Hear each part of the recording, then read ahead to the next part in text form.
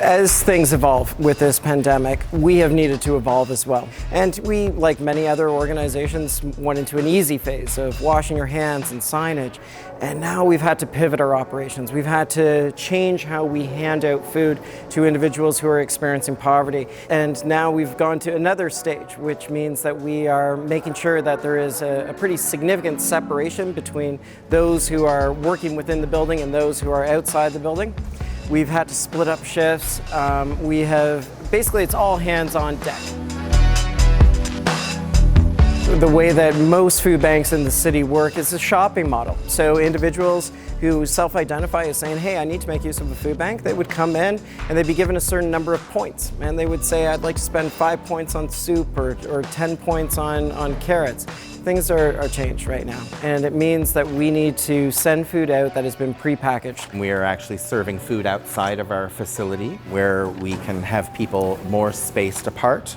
Because we don't want people hanging around in groups too much, we are now doing pre-packs. So they're not getting that shopping experience, unfortunately. What we're doing now is we're packing a box full of food for them and sending it out to them on a conveyor belt. So we have come up with 3 days worth of food based on family size, and that is the box of food that is being distributed. It's not the way we want to do it, but it's the way we're going to need to do it for the short term.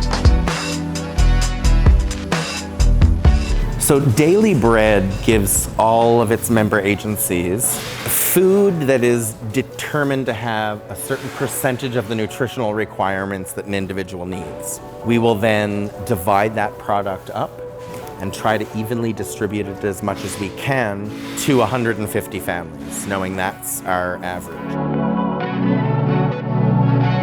When people think about the pandemic, obviously they think about a healthcare issue, and that is frightening to many. I would suggest that there are two additional issues. There's one of anxiety. We have a concerned staff and volunteer group. Should they be coming into the food bank and potentially exposing themselves to a risk that they otherwise would not have at home, and fulfill the mission of the food bank, which is vital. If we don't send out food, 15,000 people don't eat this week.